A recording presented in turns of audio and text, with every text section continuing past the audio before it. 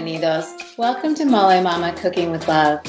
We drive connection, unity, acceptance, and love across all cultures and generations. We just want to be very clear that all are welcome here, and we are delighted and grateful to have you listening. You're about to join us for our weekly adventure where we chat with entrepreneurs, chefs, foodies, artists, and nutritionists who are helping us to connect and learn. We'd love for you to visit our YouTube channel where you can learn to make delicious guacamole, chimichangas, molcajetes de queso y chorizo fundido, crunchy tacos, enchiladas, flour tortillas, and so much more. Private message us if you need any help. We'd love to help you make these recipes successful. And please subscribe to our podcast and leave us a review. We'd love to hear from you, who else we should be interviewing, topics to cover, etc. And from Mother Teresa, spread love everywhere you go and let no one ever come to you without leaving happier. So given who today's guest is, I expect that you're going to be leaving us quite inspired, wanting yummy, delicious Mexican food, and possibly visiting Mexico. I am delighted to have Abril Echavarria with me today from Sabor, Baja. She is somebody that I have known for a brief while, and I've been very inspired by her. She was born in the United States, and she has then went back to Mexico and lived there, and now she is back in the U.S. again. And I admire her because she is somebody who is trying to connect cultures. And I love that. She calls it being a hybrid culture, but I like to call it connecting. She is a bridge. And she is spreading her love of cooking, her love of being an entrepreneur, a working mom, and so much more. We are going to learn so much about her today. So with that, Abril, hola y welcome to Mole Mama. How are you? Hi, Diana. Thanks for having me. I'm very good. I'm happy to be here with you and your audience. It was very nice of you to invite me here. I'm always looking, like you said, to connect with amazing people like yourself. Oh, thank you. So can you tell our listeners a little bit about Sabor a Baja? Yeah. And maybe start with Baja, because maybe not everybody knows what that is. So maybe we should start there.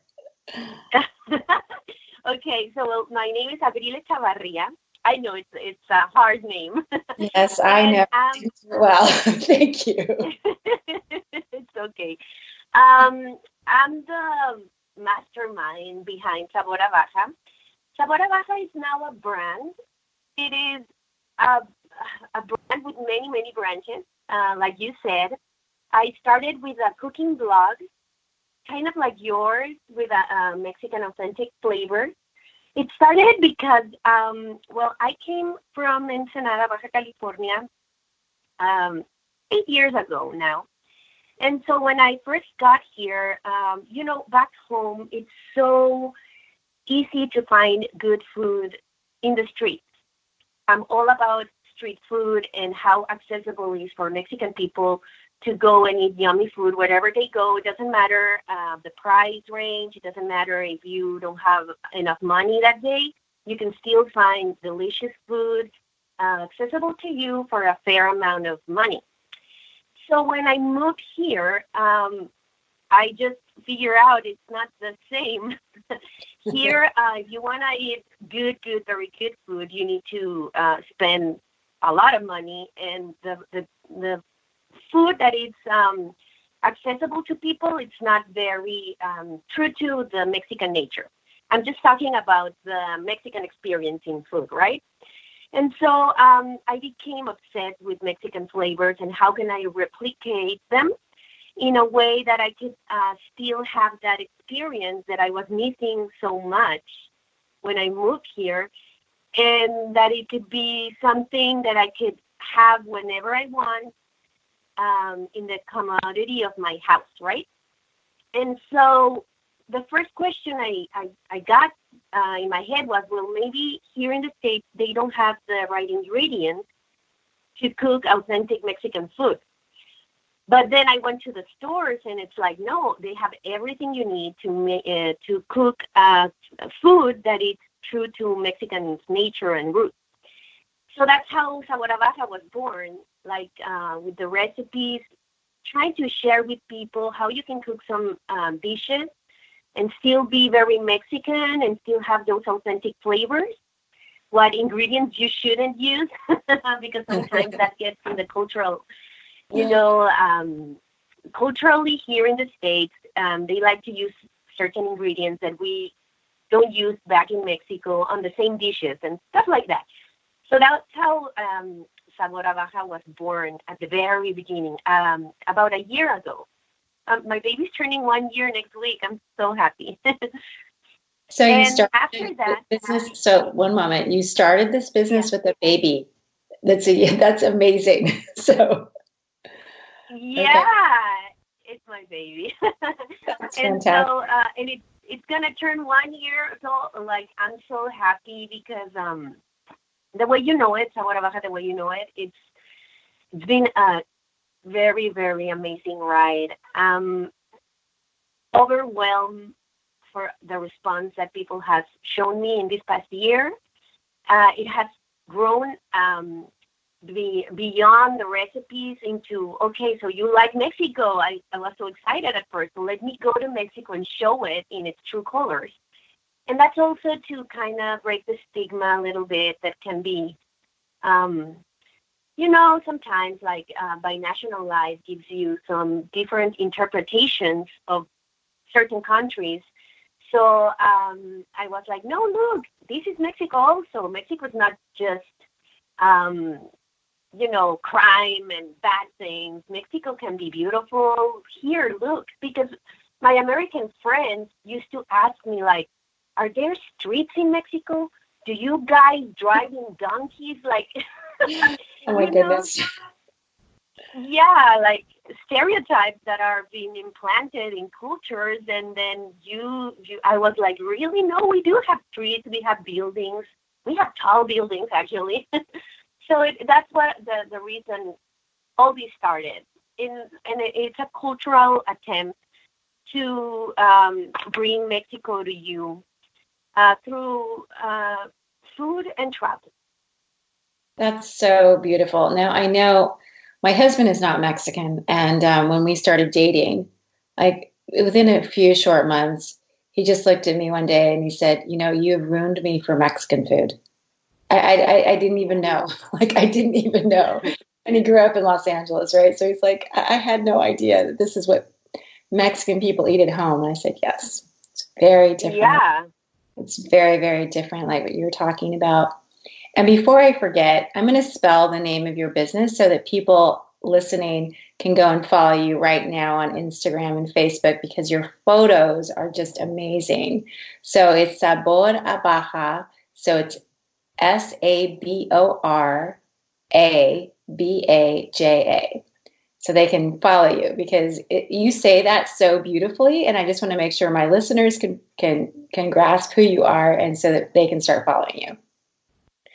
So, okay. I also want to know, because it's amazing to me that this has happened for you in a year. It's really, really fast. But I want to go back a little bit even before you started this business and understand a little bit about your cooking roots. When did you start cooking? Did you cook with your mama, your abuelita? How did that start for you? Okay, so this is a funny story. Yeah. Because both of my parents worked.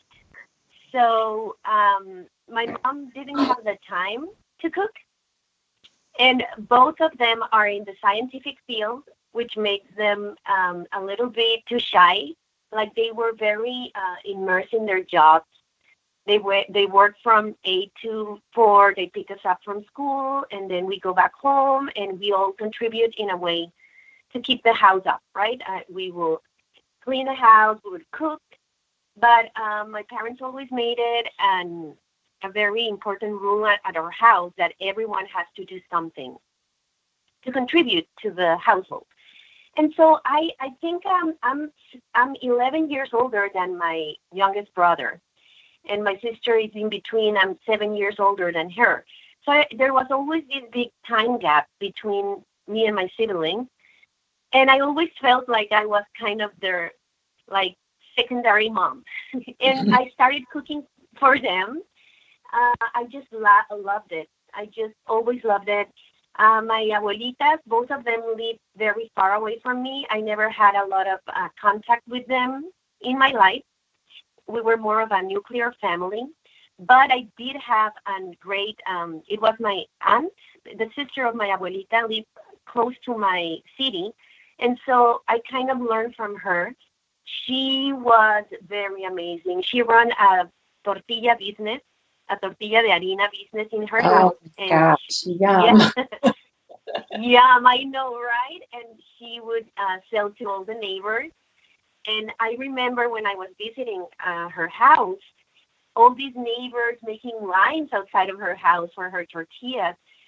Her food was so amazing, and I learned a lot of things from her, like gathering and family, how important it is to feel the company of your loved ones and to celebrate. You know, Mexicans, how we are. We like gathering, we like parties, we like celebrating. And if you think of it, we do it around food. Like food is the glue for any Mexican gathering. So I think that made a click. I don't know if I love more the connection of the feeling of people around me, loved ones, or cooking, or both. I just know that it's the simplest way to connect with people is through food. And that's what I'm doing right now. That's fantastic. I completely agree with you. And so she had tortillas de harina. So for our listeners, that's flour tortillas. That's the big fluffy ones. So they're really delicious. The not healthy ones. So the corn ones are healthier. So, but that's what my mother too would make every single day was flour tortillas, and I would help her. So that's a beautiful story. Thank you for sharing that, Abril. So now let's talk a little bit about, you just launched an Etsy store, right? I did. I'm so excited. Okay, so we're going to take a very short break, and when we come back, we're going to talk about what Abril is selling in her Etsy store. I think it's yummy salsa. So we'll be back in just a moment.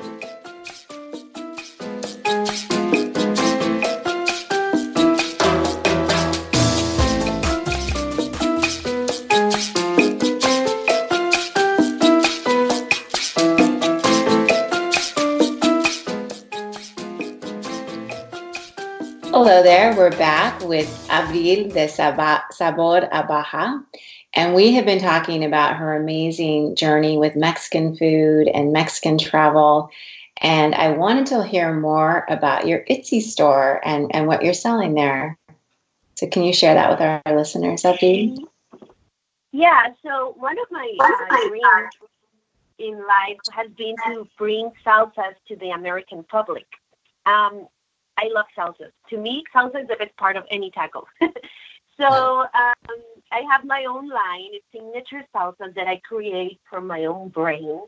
And one of them is, three of them, are fresh salsas, but one of them is like this oily matcha salsa that you make with peanuts, and you make with different ingredients, Mexican ingredients, and then oil and crushed peppers. And so that salsa particularly has been well received here in San Diego. So then a lot of people started commenting like, oh, where do you sell your salsas? And people from other states started asking me through my Instagram page, how can they get a hold of my salsa? So then I was like, well, I guess I can just open an Etsy store. And I did. One day I just woke up feeling like it, and I did. And now I'm shipping internationally. How cool. Oh, that is fantastic. So you're making it, bottling it, labeling it, and your jars are so cute. I've seen the pictures. They're just adorable. You came up with all this. I'm going to send you one. Well, thank you. But you came up with all this on your own. You designed, the packaging and everything else? Everything has come from my brain. And even like, I know they don't have stickers right now. It's just like this tag I designed because, so this salsa dream has been in my head for 6 years now. But for one reason or another, I didn't have the platform to start doing it. But the idea has been there. The names were there. This one is called La Malinche, and they're all named after Mexican legends. They're important girls or women in Mexican culture. And this one, La Malinche, is from the Aztec times back in the conqueror's era. And so it has a backstory, and it matches with the ingredients because it's all done in a molcajete. It's I grain everything with my hands, and then I cook it in a slow, very slow heat for about 4 or 5 hours. And then I packet it and I deliver to you. That is outstanding. Yeah, I have just recently been introduced to salsas with seeds. It was something that I had never had before, and I loved it. Yeah. So delicious. I was like, wow, yeah. I never thought of doing that. You know what? They're so different from what we know. Yes. And but they're so yum. They go with everything. Like those type of salsas, I like it with a big steak, just like that. Like sometimes you don't even need the tortilla and the guacamole. It's just like the protein and those types of salsa. That's what I think. Salsa is the most important part of a taco because you can either have it just with chips, and it's going to be a great experience. I agree with you. I think salsa actually sets the tone. It's almost like music, right? So it's for me when I go to somebody's home and if the salsa is good, it's like, okay, we've got some mariachi music. It's happy, woohoo. And then if it's just kind of like flat, it's like, I don't know. I don't know. I agree. Totally. That's how I feel. And so my other three salsas, sorry, I keep saying four. It's other three salsas. You can find them in Local San Diego, which is this small showroom in Bonita, California. And I have them there. I stock them every week. But those are perishable, so I'm putting a lot of more focus right now in the Malinche one because that one I can ship everywhere and it has a very long shelf life compared to the other three. But I still do the others like by order, or if you happen to go to Local San Diego, you can find one there. Okay, and what are the names of that? And I love that you've named them after important Mexican women. That's just amazing. Oh, that's a very good question. So one of them, the first one is called La Delita, which is a revolutionary character from, like folk songs and history also. And then that one has chipotle, which is a northern pepper, and tequila. It's like a tribute to the revolutionary era with Pancho Villa, which come from the north, and his crew of Adelitas that fought with him. They were like Mexican warriors, and so that's salsa is named after them. The other one is called La Llorona, which is a legend, like a spooky legend in Mexico. Yeah, I'm scared of her. Yeah. And so the name is after because it's kind of runny. It's very fresh. It has a lemon base and tomatillo, which is the green tomato. And then it has all green chile. And it's kind of very hot. And then it has a lot of onion. And you know how onion makes you cry when you are chopping it? Yes. So that's why La Llorona. Creative. Yeah, it's like I put a lot of thought into those names and how to match the recipe with the name and the background, right? And the last one is La Catrina, which is the Mexican, well, I'm going to say the Mexican personality of death.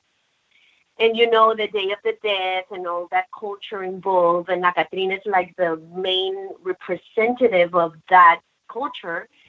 And La Catrina has pineapple, has orange. It's kind of sweet, like the Day of the Dead bread. It has orange notes. It has some different spices in it. And has habanero pepper because I wanted to make it very alluring to the south side of Mexico, where that tradition is more strong, all the Day of the Dead traditions. And at first it had edible flowers, but now I'm just like, I'm removing the flowers because it's kind of complicated to find them. But the first recipe had edible colors in it, like flowers from different colors in the salsa, which made it very beautiful. Maybe someday I can, remake the recipe and add them again. But those are my 4 babies, my 4 ladies. I call them my girls.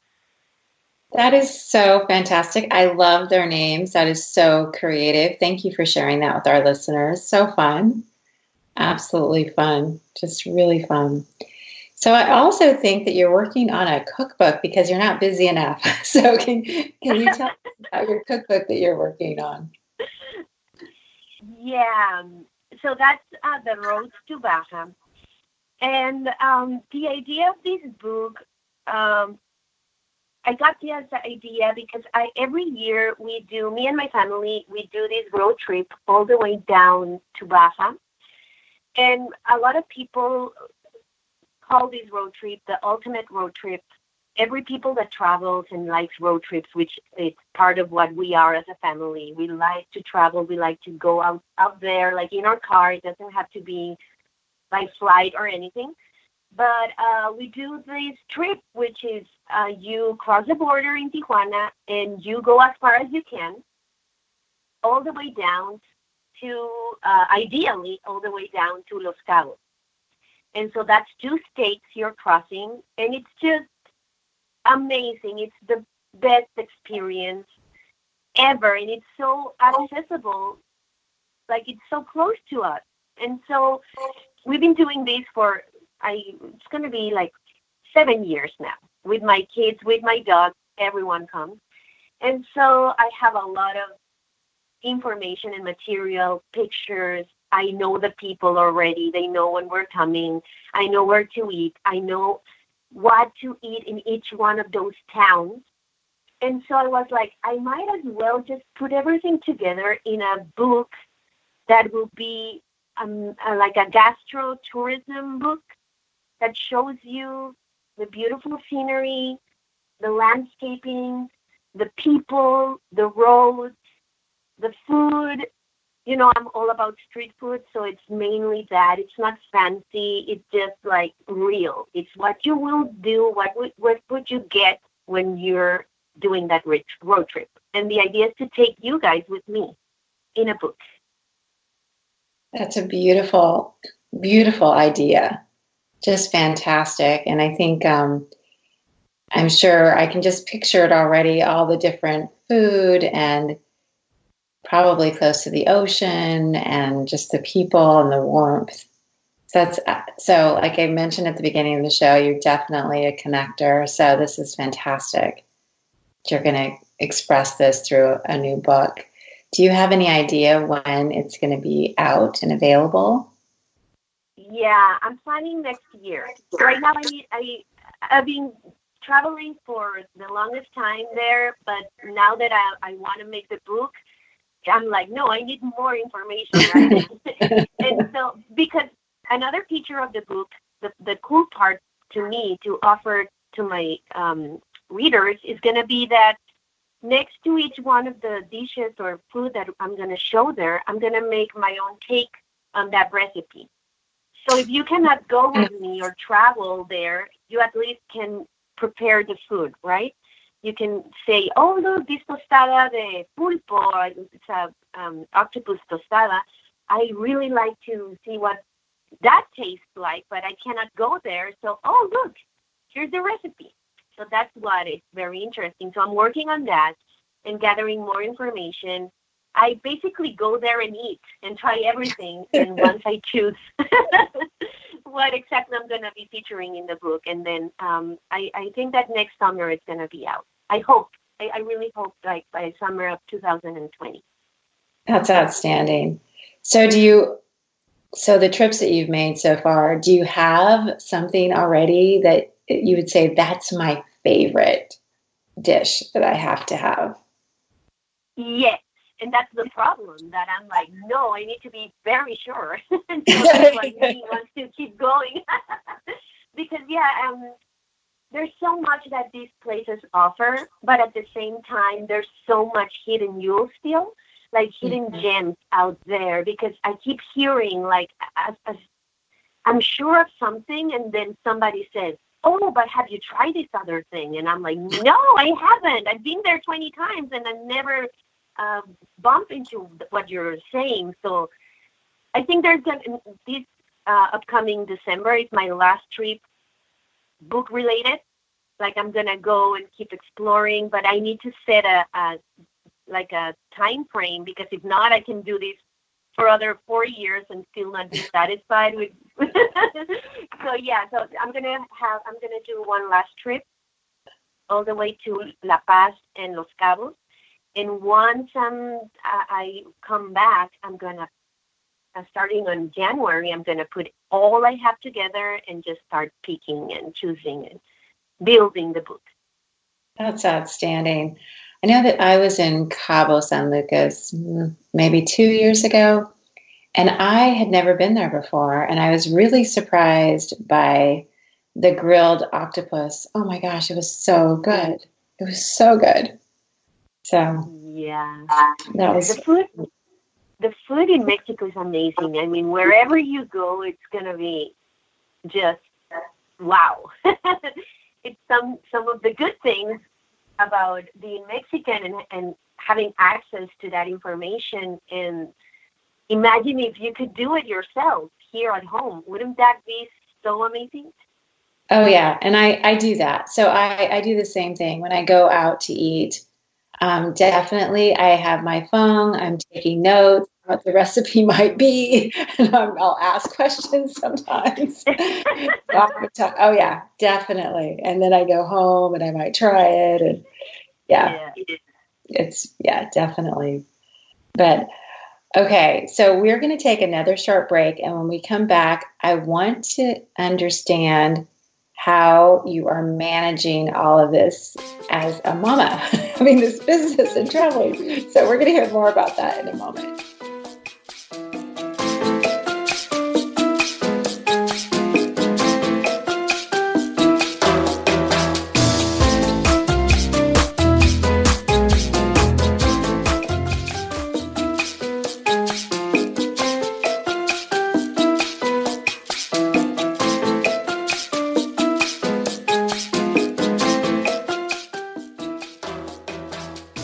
And we're back. I've been here speaking with the charming and wonderfully talented Abril de Sabor, Baja. And we have been talking about her upcoming travel cookbook. And I wanted to know Abril, how, as a working mama, you are doing all of this. You have a 1-year-old baby, and then I think you also have a son. So how do you do this? Oh my gosh. Well, a few years ago, I wouldn't be able to imagine all this. It wasn't possible because the reason we moved here to the States is because my oldest son, he's 10 years now, and he's autistic. So we're all American citizens, but we were residing in Mexico, building our business over there. And when the time came, we had to take the huge choice of moving here in order to get the right services and everything for him to thrive, right? And so when he was growing up, this wasn't even a dream of mine. I had no time. I had no time to sit down and think about what's going to be the future of Abril, right? But I don't know, just like they're getting older, and we have our routines are very established by now. It's hard in the way that I get mommy guilt sometimes, most of the time. But I know that by doing what I really love, what I'm passionate about, has made me more, like this year has showed me more about myself and has made me so happy in ways that I wouldn't even imagine I would be, that has a trickle-down effect in my house. Everyone's happier now. Daddy's happier. My kids are happier. Even my dogs are happier. So I guess that it's a little sacrifice in a way that we're all making in order for love to be like the most strong pillar of our house. And we're all in. We're like, yeah, that's part of what makes mommy happy. And that's making us happy at the same time, because I don't know, it's like very funny the way that even though I have less time, the quality of that time is bigger because I'm all in when I'm with them. And we're doing more stuff together, and we're traveling more together. That's another amazing thing that I was able to put together in order to develop my business. How can I do this with my family by my side? And so whenever we're traveling, I'm taking them with me most of the time, and they're exploring the world. They're learning about their culture. And so that's the way I'm doing it. And that is remarkable. And I think what you're sharing is really important, especially for moms to understand. It's that if you can find a way to make yourself happier, that does have a trickle effect, and it will impact your family positively. Because I remember when my children were much younger, I had so much guilt because I used to travel a lot for my job, and I just felt terrible about it. And like what you're saying, I wasn't exercising and I wasn't making time for me because I felt like I was always away from them. And then I had a little health crisis, and I started exercising and doing a little bit more for me. And it had an amazing impact on me as a mother by actually taking some time for myself. And I think, so many women that I see, being a mom in my mind, is the toughest job out there. It really is. And understanding that you can't just give and give and give. You have to refuel. You absolutely have to. And by refueling, it is, like you said, going to make everybody's life a little bit better. So I love that you have identified how to do that for yourself, and then that you've also figured out how to bring them kind of along in your journey. That's really beautiful, Abril. Very well done. Thanks. It's not been easy though, but we're one day at a time. Like that's what I like to tell myself every day. You got this. You got this. That's good. Mm-hmm. I like that. So what has been some of the biggest surprises so far of your journey? One of my biggest surprises, you know what? It has actually been the effect that collaboration work brings to the table. I'm beyond out. This year has been like I have to stretch myself out of my comfort zone so many times and go there and talk to people and talk about my project and what I referred before as my baby, and being like kind of like in the watch, right? Like out there all by myself. But then I meet somebody, like, for example, like you, and then collaboration happens, and then it's like magic. That has been what I'm taking from this year that has like an incredible effect in my life and never keeps stopping to surprise me, is how two minds working together can bring a lot to the table. I agree with you. That's absolutely beautiful. And I have a little mantra. It's on a little piece of wood that I bought, and I can't remember who said but it's together we all rise. And I agree with you. It's so true. And, I met you, I've met so many other amazing entrepreneurs. And for me, that's been so delightful and so fun and so inspiring to see other people putting themselves out there and taking risks and, just doing it, making it happen. So it's pretty awesome. Yeah. And you know what? Once you start connecting, it's like you don't even have to worry about it anymore. It's just like karma in a way. That's what I've experienced. Starts happening, and then a lot of connections start developing after your first effort to do it. And that has been just impressive to me.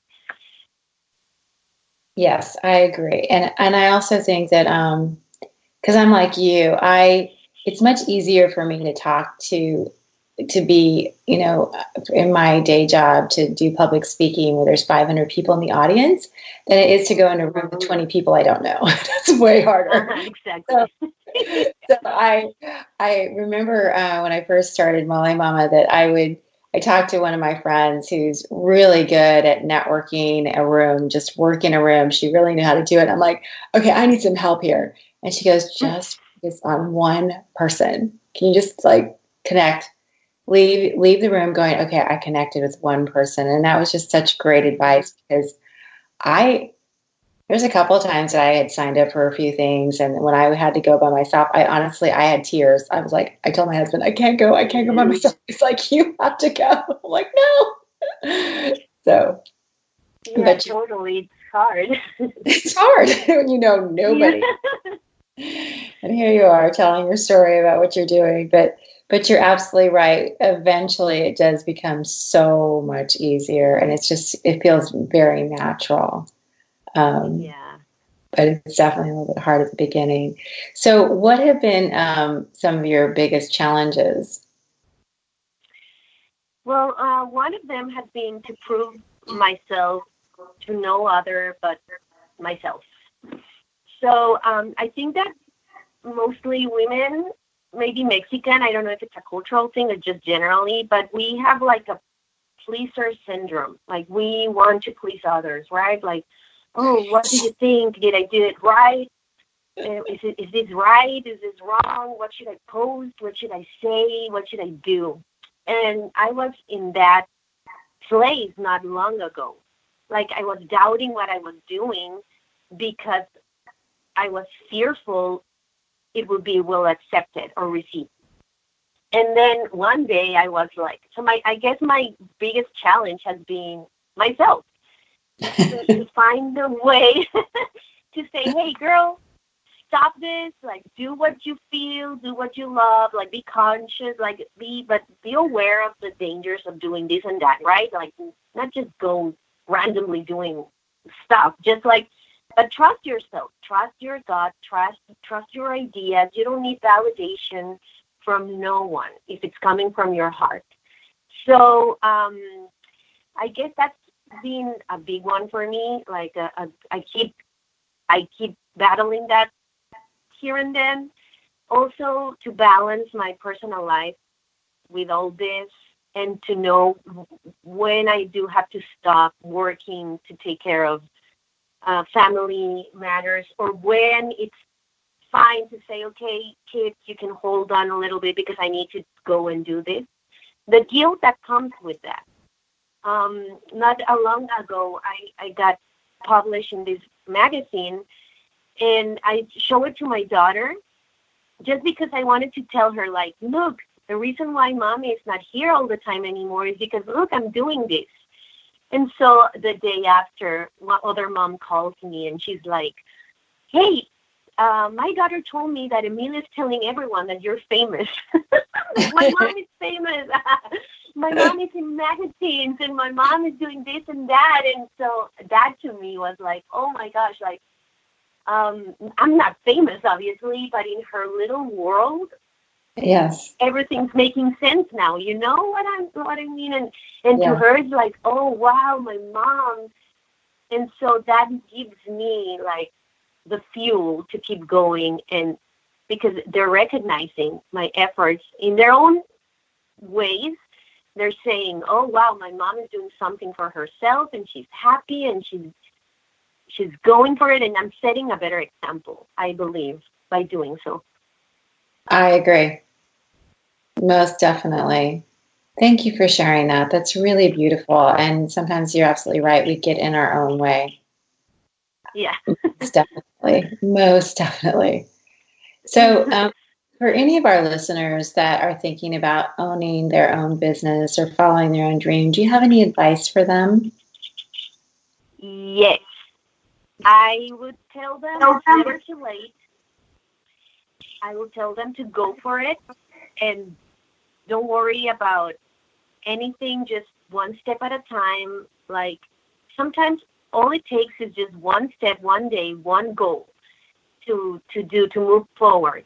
Like I was telling you, if somebody had told me 4 years from now, away, like 4 years ago, I would be doing these, I would be like, no way, it's not possible.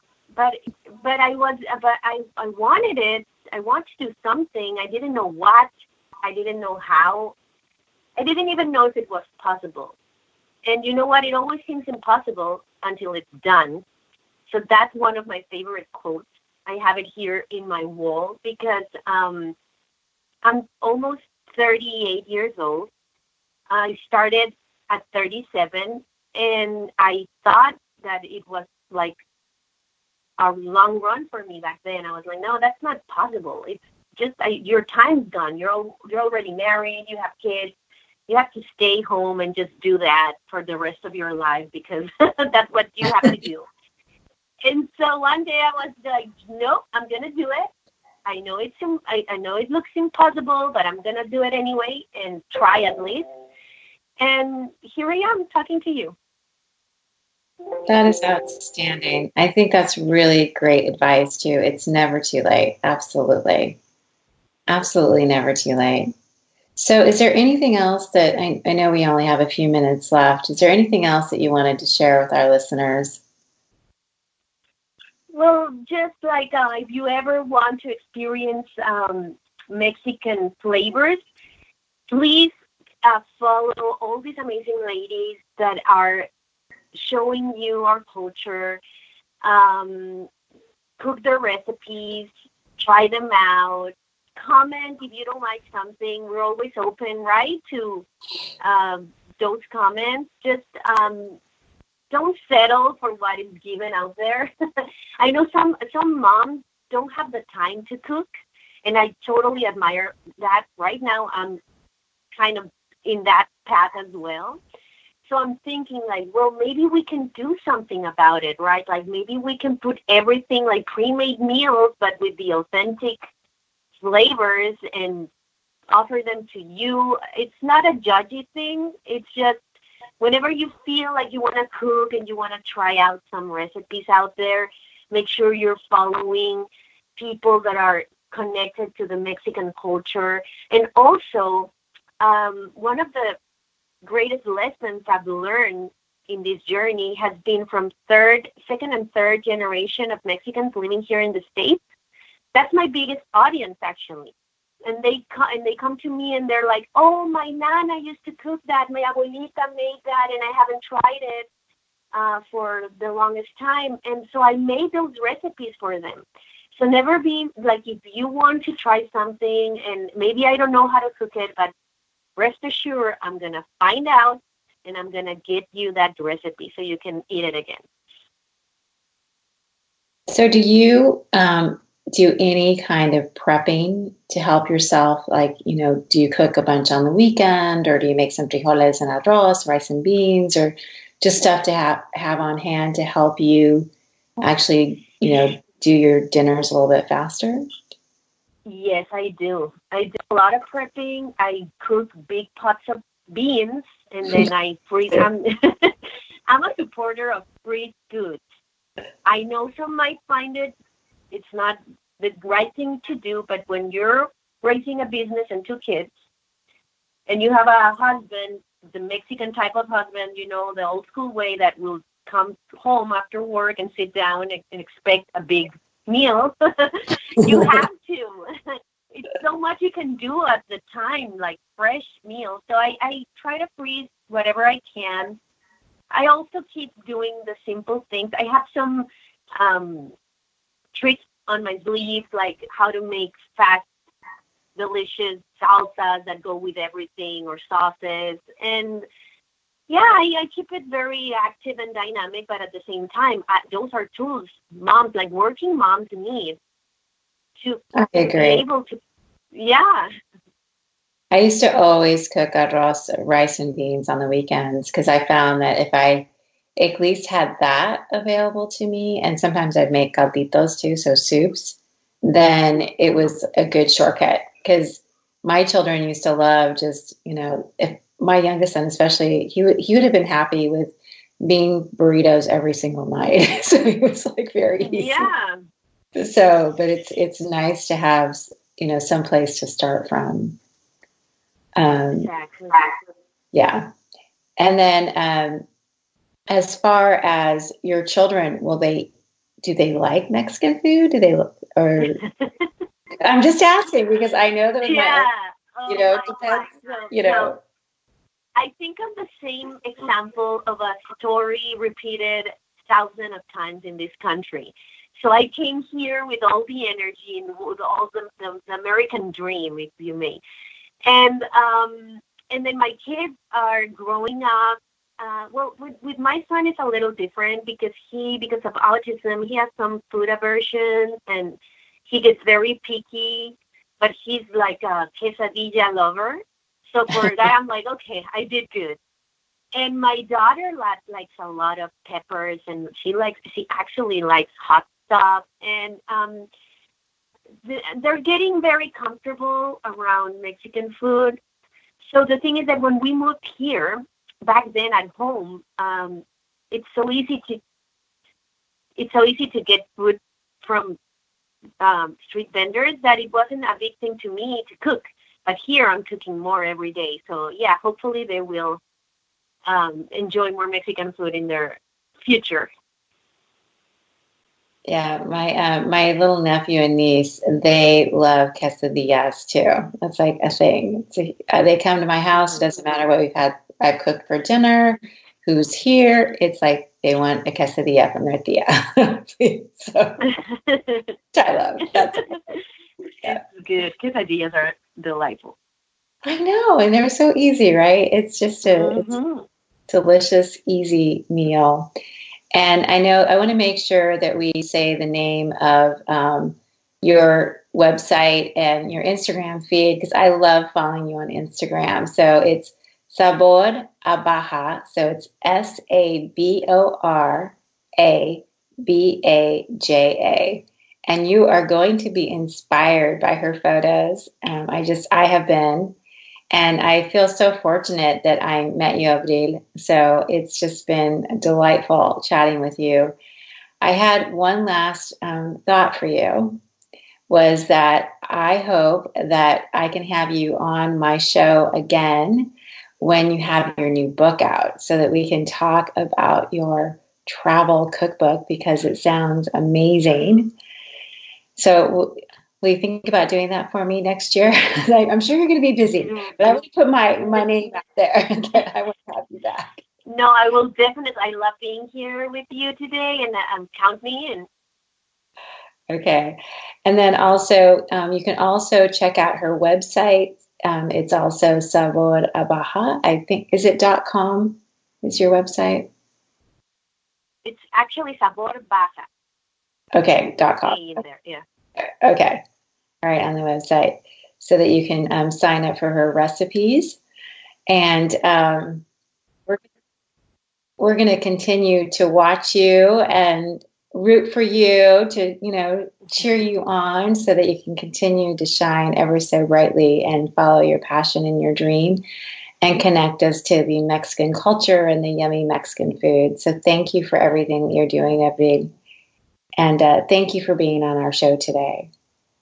Thank you for having me, Diana. It was my pleasure. It was an absolute joy. And like I said, I'm going to come at you again. So next year. Yeah. Okay. Great. So, I love it. Right. Thank you. So we are all done for today. So my listeners, thank you so much for joining us. Remember to add the most important ingredient to every recipe you make, your love. And as my mama always said to me as we said our goodbyes, que Dios te bendiga. May God bless you. Many thanks to our fabulous producer, Art Day. Soul to Soul with Nancy Newman is up next, so please stay tuned. Thank you for tuning in to Mole Mama Cooking with Love.